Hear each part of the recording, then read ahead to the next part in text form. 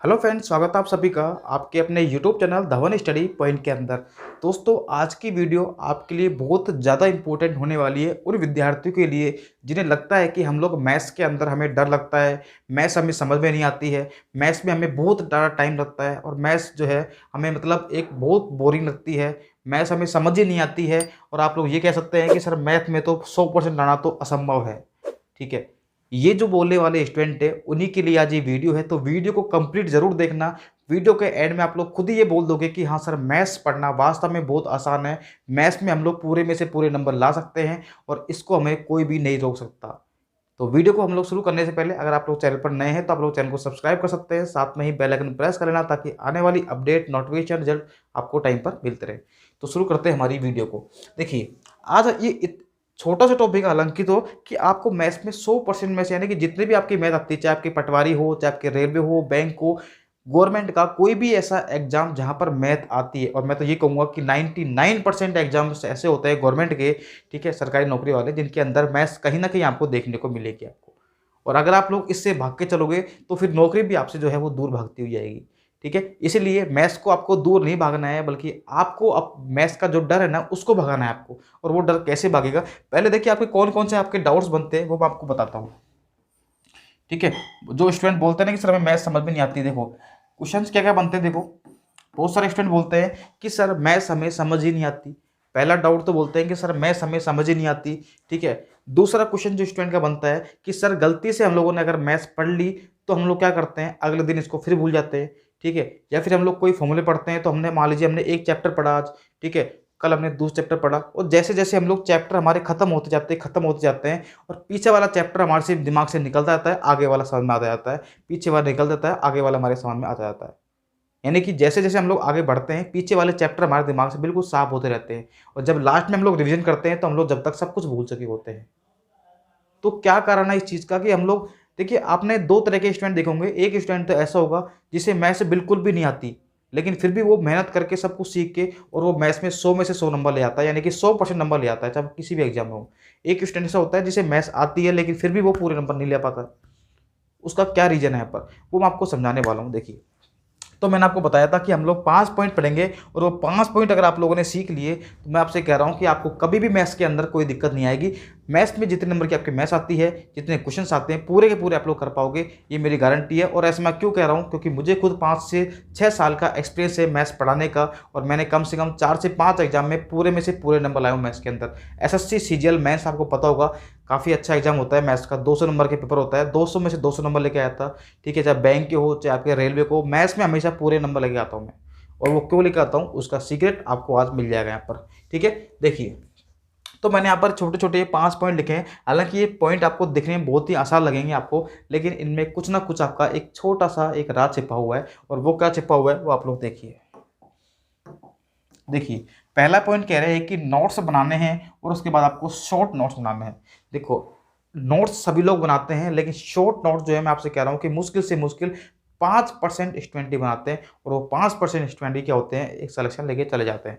ठीक है, देखिए, नोट्स क्या करते हैं, हम लोग कोचिंग कहीं से भी कोचिंग करते हैं, या फिर हम लोग यूट्यूब से ऑनलाइन स्टडी करते हैं, कहीं से भी हम लोग ऑफलाइन या ऑनलाइन स्टडी करते हैं, तो हम लोग क्या करते हैं, अपनी एक कॉपी बनाते हैं और कॉपी को नोट से बना बना के सारे चैप्टर लिख के उसमें भर देते हैं उसको। ठीक है, लेकिन आप सोचिए कि आपने वो नोट्स बना लिए, इतनी मोटी कॉपी हो गई, और अब उसका आप लोग लास्ट में रिवीजन करोगे तो आपके दिमाग में इतना बर्डन हो जाएगा कि आप सोचेंगे यार इतना सारा रिवीजन मैं एक साथ कैसे करूँगा। तो आपको थोड़ा सा जोर आएगा। इसलिए बोलते हैं कि जैसे मान लीजिए कि आपने पूरे के पूरे नोट्स, ये नोट ऐसा नहीं करा कि आपको नोट्स नहीं बनाने, नोट्स तो आपको बनाने हैं, लेकिन मान लीजिए आपने किसी भी चैप्टर का एक नोट्स बनाया, चाहे वो जीके का हो चाहे वो मैथ्स का हो। आज हम लोग मैथ्स की बात कर रहे हैं तो सिर्फ मैथ्स की ही बात करेंगे। ठीक है, देखिए, मैथ्स में मान लीजिए आप लोगों ने कोई टॉपिक लिया, टाइम एंड वर्क। कौन सा लिया, टाइम एंड वर्क लिया आप टॉपिक।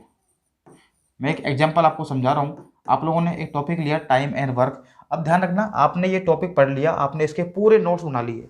उसके बाद में ये जैसे ही चैप्टर खत्म होता है, या फिर आप लोग साथ में भी बना सकते हैं, आपको क्या क्या करना है, इसके शॉर्ट नोट्स बनाना है। शॉर्ट नोट्स का मतलब ये है कि जैसे कि मान लीजिए टाइम एंड वर्क में एक ही टाइप के कम से कम आपको 10 क्वेश्चन देखने को मिलेंगे, तो आप लोग उसमें से एक टाइप जो है ना उठा लो, सिर्फ एक टाइप को उठा लीजिए आप लोग। वैसे ही अगर टाइम वर्क का आप मान लीजिए, जैसे मिक्स प्रपोर्शन के क्वेश्चन आते हैं आपके टाइम वर्क के अंदर, ठीक है, बहुत सारे टेस्ट बनते हैं आपके। एक आदमी जो है किसी काम को स्टार्टिंग में छोड़ दिया, कई क्वेश्चन बोलता है कि लास्ट से छोड़ दिया, कई बोलता है स्टार्टिंग से भी छोड़ दिया और लास्ट से भी छोड़ दिया, तो टोटल कितने दिन लगे। तो इस प्रकार के जो क्वेश्चन बनते हैं ना, तो हर एक एक क्वेश्चन का आपको जो ना, आप ध्यान करना, बॉक्स में क्या होता है, बॉक्स के अंदर हमारे एक क्वेश्चन के 10 टाइप्स होते हैं, मतलब 10 उसके एक तरह के क्वेश्चन होते हैं, तो आपको वो एक ही क्वेश्चन आपको लिखना है, तो उसे बोलते हैं हम लोग शॉर्ट नोट्स, ठीक है ना, ताकि आपको रिवीजन में दिक्कत ना आए आपको।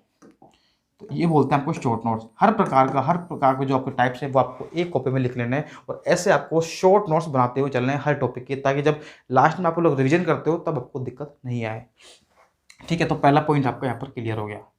सेकंड पॉइंट देखिए आप लोग, अब क्या करते हैं हम लोग, मान लीजिए हम लोग चाहे एडवांस मैथ पढ़ते हैं, चाहे हम लोग अर्थमेटिक मैथ पढ़ते हैं, होता क्या है, देखो अर्थमेटिक मैथ में आपको समझा दिया तरीका, लेकिन देखो एडवांस मैथ में हालांकि आपके फॉर्मूले जो होते हैं वो अर्थमेटिक में भी आते हैं और एडवांस में भी आते हैं, तो मैं आपसे ये कहूँगा कि आपको एक फॉर्मूले की एक कॉपी बना लेनी है, फॉर्मूले की प्लस कॉन्सेप्ट की, ठीक है ना, कॉन्सेप्ट भी होते हैं आपके, तो फॉर्मूले और एक कॉन्सेप्ट की आपको एक अलग से कॉपी बनानी है, उसके अंदर हर टॉपिक के टॉपिक वाइज आपको सारे फॉर्मूले और कॉन्सेप्ट आपको लिख लेने हैं। उससे क्या होगा, मान लीजिए आप लोग कोई क्वेश्चन आपके सामने आया और आप लोग भूल गए उसको, एग्जाम में नहीं, आप लोग नहीं कर पा रहे, टेस्ट लगा रहे घर पे आप लोग, फिर आप लोग क्या करते हो, पूरा चेक करते हो ये क्वेश्चन कहाँ था। आप लोग उस टाइम क्वेश्चन को मत देखिए, आप ये सोचिए कि इसके अंदर ऐसा कौन सा कॉन्सेप्ट है जो मैंने नहीं पढ़ा, या ऐसा कौन सा फॉर्मूला है जो मुझे याद नहीं आ रहा, इसलिए मैं उसको सोल्व नहीं कर पा रहा हूँ, ठीक है। तो आप लोगों को कॉन्सेप्ट या फॉर्मूला जो है आप लोग कॉपी को उठाना और फिर उसको देख करके आप लोग उस क्वेश्चन को सोल्व करने की आप लोग कोशिश करना, ठीक है। तो आपको क्या करना है, एक तो आपको फॉर्मूले की कॉपी बनानी है और एक कॉन्सेप्ट की आपको अलग से एक सेपरेट कॉपी आपको बनानी है, जिससे आपको लास्ट में आपको देखने में पूरा पूरा रिवीजन आपका, जैसे मान लीजिए आपका एग्जाम में आप लोग बस में बैठे हैं, तो आप लोग कहीं पर भी आप लोग इस कॉपी को ले जा सकते हैं, आराम से आप लोग इसको पढ़ सकते हैं आप लोग, ठीक है। तीसरा देखिए वाई। अब ये देखो आपने सोचा होगा सर ये वाई आपने क्यों लिखा है, ये क्यों लिखा है, इसका मतलब क्या है वाई का। अब मैं आपको समझाता हूँ। सबसे बड़ा इंपॉर्टेंट फैक्टर है ये मैथ्स का, सबसे बड़ा, वेरी वेरी इंपॉर्टेंट। अगर आप लोग मैथ्स के अंदर कुछ भी सीख रहे हैं ना, आप लोग कोई फॉर्मूला भी पढ़ रहे हैं, आप लोग कोई कॉन्सेप्ट भी पढ़ रहे हैं, तो उसके पीछे आप लोग लगा दीजिए क्वेश्चन मार्क कि ऐसा क्यों होता है।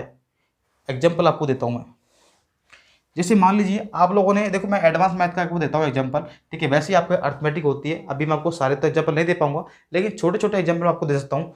देखिए जैसे मान लीजिए आपको पता है कि आपका ये बेलन होता है, ठीक है, ये आपके यहाँ पर बेलन है, ठीक है, ये इसकी रेडियस होती है, ये इसकी हाइट होती है, ठीक है। अब आपको पता है इसका जो वॉल्यूम होता है, इसका जो वॉल्यूम होता है वो कितना होता है, पाई आर स्क्वायर एच होता है, क्या होता है, पाई आर स्क्वायर। आपको ये सब कुछ क्लियर दिख रहा है क्या, एक बार मैं चेक कर लेता हूँ ठीक है, आपको दिख रहा है, कोई दिक्कत नहीं, ठीक है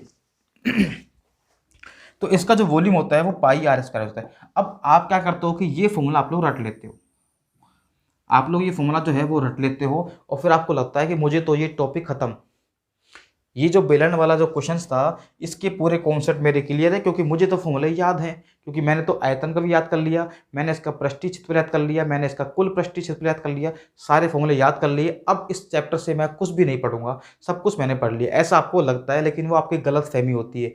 क्यों, अगर इसमें से मान लीजिए कोई छोटा सा क्वेश्चन बन गया, आपने इस बेलन को बीच में से काट दिया, फिर आपसे बोलता है कि बताइए इसका टोटल सरफेस एरिया क्या होगा। मैं आपको एग्जांपल देता हूँ, देखिए, तो जब तक आप लोग कॉन्सेप्ट नहीं पढ़ोगे ना, आप लोग बेसिक नहीं पढ़ोगे, तब तक कोई मतलब नहीं है। जैसे मान लीजिए मैंने इसको ऐसे बीच में से काट दिया, और इसको मैं काटने के बाद में आपका जो को है वो इस प्रकार से बनेगा डायग्राम आपका, ये डायग्राम जो है आपका वो इस प्रकार से बनेगा, और आपसे पूछा जाएगा बताइए इसका टोटल सरफेस एरिया क्या होगा। देखो अगर हम लोग बेलन का टोटल सरफेस एरिया बात करते हैं, तो आपको याद होगा कितना होता है, 2 pi r plus 2 pi r square. ऐसा क्यों होता है, 2 पाई आर तो ये परिधि हो गई, और दो सर्किल बन रहे हैं, तो क्या हो गया, ये 2 पाई आर स्क्वायर हो गए। हम लोग इसको शॉर्ट में ऐसे भी लिख लेते हैं, 2 pi R H plus are, ठीक है। लेकिन हमने इसको बीच में से काट दिया, अब इसका सरफेस एरिया क्या बनेगा टोटल, तो ध्यान रखना, ये आपका जो आपने बनाया था 2 pi R H plus are, ये तो आएगा ही आएगा, लेकिन जैसे ही आपने इसको बीच में से काटा, आपके पास में ये दो सर्किल जो है वो एक्स्ट्रा बन गए, ठीक है, आपके बीच में ये दो सर्किल जो है आपके यहाँ पर ये एक्स्ट्रा बन गए, ये देखिए ये दो सर्किल आपके यहाँ पर एक्स्ट्रा बन गए, और इन सर्किल दो एक्स्ट्रा बने, इसलिए हम क्या कर देंगे, इसमें 2 पाई आर स्क्वायर आप लोग और ऐड कर देंगे आप लोग, तो ये बन जाएगा इस वाले फॉर्मूले का, मतलब इस वाले डायग्राम का फॉर्मूला। तो मैं आपसे यही कह रहा हूँ कि जब तक आप लोग रटने की कोशिश करोगे ना, आप लोग मैथ्स कभी नहीं सीख पाओगे। ठीक है, मैं जब भी यहाँ पर किसी भी कोचिंग में, चाहे वो ऑनलाइन हो चाहे वो ऑफलाइन हो, जब मैं पढ़ाता हूँ तो पूरा पढ़ाता हूँ कि ये फॉर्मूला कैसे बना, चाहे वो अर्थमेटिक में हो चाहे वो एडवांस मैथ के अंदर हो।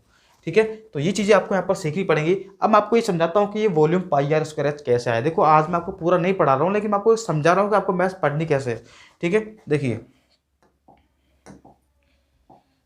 इसको मिटा रहा हूँ एक बार यहाँ से।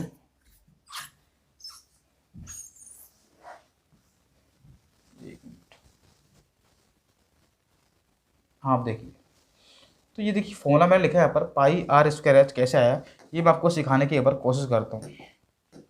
ठीक है, देखिए एक बार, देखो आपको पता होगा कि किसी भी आयतन, यानी कि वॉल्यूम क्या होता है आपका, आयतन होता है। क्या होता है, वॉल्यूम क्या होता है आपका, आयतन होता है, सभी को पता होगा। और आयतन का मतलब क्या होता है, एरिया गुणा, देखो अगर मान लीजिए किसी भी, जैसे मान लीजिए एक आपका आयत था। ठीक है, ये क्या होता है आपका, 3D डायग्राम होता है आपका। ठीक है, जैसे मान लीजिए आपका एक आयत था, वो होता है 2D डायग्राम। ठीक है, तो उसके अंदर क्या होती है, लंबाई और चौड़ाई होती है, जिसके अंदर हम लोगों ने ऊंचाई भी काउंट कर ली, उसे हम लोग बोलते हैं 3D डायग्राम। ठीक है, तो ध्यान करना, आयतन क्या होता है आपका, एक तो एरिया होता है, उसके अंदर अगर हम लोग हाइट से गुणा कर देते हैं, उसकी ऊंचाई से गुणा कर देते हैं, तो आपका आयतन बन जाता है, यानी कि वो 3D डायग्राम आपका बन जाता है आपका। ठीक है, 2D डायग्राम में क्या होता है, लंबाई और चौड़ाई होती है, लेकिन जैसे ही हम लोग उसके अंदर ऊंचाई वगैरह पार्ट कर लेंगे, तो हमारा जो है वो क्या बन जाएगा, आपका आयतन बन जाएगा। यानी कि आपके 2D के अंदर आपकी दो ही लेंथ होती है, लंबाई चौड़ाई। ठीक है, और जो आयतन होता है, वॉल्यूम होता है, उसके अंदर हमारे पास 3 डायमेंशंस होती है हमारे पास। ठीक है, लंबाई चौड़ाई ऊंचाई। तो देखिए, तो मान लीजिए हमारे पास ये था। अब देखिए मैं क्या करूँगा, मुझे इसको यहाँ पर क्या करना है, इसको सिद्ध करना है। मैं क्या करूँगा, देखो आज मैं आपको सिखा के रहूँगा बहुत सारी चीज़ें। देखिए मान लीजिए मैंने क्या करा, इसको यहाँ से काट दिया, और काटूँ कहाँ से बताइए इसको, मैं इसको जो है वो काटने की कोशिश करता हूँ, इसको मैं यहाँ से काट देता हूँ एक बार। ठीक है, मेरे पास एक पेज नहीं है, मैं लेता हूँ ये वाला। देखिए मान लीजिए आपका ये एक बेलन है। ठीक है, आपको ये बेलन दिख रहा होगा। अगर मैं इस बेलन को यहाँ से काटता हूँ, इसको मैं चीरा लगाता हूँ बेलन का। अभी बेलन का चीरा मैंने जैसे ही लगाया, ये खुल करके आपके सामने कुछ ऐसा बन जाएगा। क्या आप लोग समझ पा रहे हैं क्या, देखिए मान लीजिए ये आपका एक बेलन था। ठीक है, मैंने इसको ऐसे काट दिया, अब ये खुल करके कैसा बनेगा। ठीक है, जैसे था बेलन आपका, यहाँ से काटा मैंने, देखो ये आपका बेलन था। अब मैं क्या कर रहा हूँ, इसको क्या कर रहा हूँ, काट दिया, अब इसको मैं खोलूँगा, तो ये कुछ ऐसा बन जाएगा आपका, ये कुछ आपका ऐसे बन जाएगा। अब देखिए मैंने इसको पहले ये ऐसे था आपका। ठीक है, मैंने ऐसे चीर लगाया, देखो पहले ही क्या था आपका, सर्किल था। और इस सर्किल की जो परिधि होती है, इसका एरिया जो होता है वो कितना होता है, पाई आर स्क्वायर। ये नीचे वाले का एरिया होगा वो पाई आर स्क्वायर होगा। और ये जो थी इसकी क्या थी, यहाँ पर हाइट थी, देखो पहले से, ये इसकी हाइट थी, ये इसका एरिया था, ये क्या होगी, इसकी हाइट हो गई। अब ये एक आयत बन गया, और आयत का क्षेत्रफल क्या होता है, लंबाई गुणा ऊंचाई। तो ये तो आयत की लंबाई हो गई, ये इसकी क्या हो गई, यहाँ पर चौड़ाई हो गई। तो एरिया तो हमारे पास में कितना आ गया इसका, पाई आर स्क्वायर, यानी कि लंबाई आ गई, और चौड़ाई कितनी आ गई, एच। तो क्या बन गया formula, pi r square h. तो अगर आप लोग इस तरीके से, आप लोग चाहे एडवांस मैथ हो चाहे आप लोग अर्थमेटिक मैथ हो, आप लोग अगर इस प्रकार से पढ़ते हैं, तो डेफिनेटली आपको कभी कोई दिक्कत नहीं आएगी आपको। ठीक है, हालांकि ये बहुत बड़ा मैटर है। तो जब भी आप लोग कोई भी क्वेश्चन पढ़ते हो, कोई भी फॉर्मूला पढ़ते हो, तो उसके पीछे लगा दीजिए क्वेश्चन मार्क। आपके कोचिंग के टीचर हो, चाहे कोई भी ऑनलाइन हो चाहे ऑफलाइन टीचर हो, आप लोग उससे पूछिए कि सर ये फॉर्मूला कैसे आया। अगर वो मना करता है तो आप लोग बोलिए सर आपको नहीं आता होगा। ठीक है, तो कोई भी हो, चाहे अर्थमेटिक हो चाहे एडवांस हो। ठीक है, कोई भी, अगर सीआई का फॉर्मूला भी आप लोग पढ़ रहे हैं, मूलधन गुणा 1+10/100 की पावर समय, तो उससे पूछे कि सर फॉर्मूला आया कैसे एक्चुअल में। ठीक है, आपसे सीआई और एसआई का डिफरेंस का फॉर्मूला आपसे बोला जाता है, पी गुणा आर ओ बटे 100 का होल स्क्वायर। तो ये पूछे कि उससे ये फॉर्मूला आया कैसे। जब तक आप लोग ये नहीं सीखोगे ना, जब तक आप लोग पूरी कंप्लीट मैथ नहीं सीख पाओगे। ठीक है, ये छोटे छोटे पॉइंट है, लेकिन आपको समझने पड़ेंगे आपको। ठीक है, उसके बाद देखिए आपको क्या करना है, डेली आपको रिवीजन करना है। जो भी आप लोग मान लीजिए आपसे कोचिंग को पढ़ाया आपको, उसका आपको डेली रिवीजन करना है। और उसके बाद में आपको क्या करना है, वीकली भी आपको रिवीजन करना है, हर सप्ताह में आपको रिवीजन करना है। और एक सबसे बड़ी पॉइंट जो मैंने आपसे कहा था कि स्टूडेंट क्या करता है मैथ्स के अंदर, जैसे मान लीजिए आप लोगों ने पहला टॉपिक पढ़ा टाइम एंड वर्क, आप लोगों ने पहला टॉपिक पढ़ा time and work. Second point मान लेता हूँ आपका टॉपिक है यहाँ पर प्रॉफिट एंड लॉस। आप समझना एक बार, ये बहुत सारे स्टूडेंट की दिक्कत है यहाँ पर। तीसरा टॉपिक मान लेता हूँ मैं आपका CISI। चौथा मान लेता हूँ अलजेब्रा।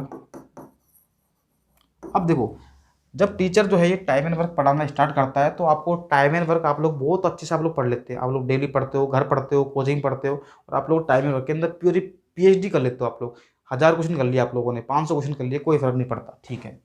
फिर क्या होता है, ये टॉपिक खत्म। फिर सेकंड टॉपिक स्टार्ट होता है, प्रॉफिट एंड लॉस।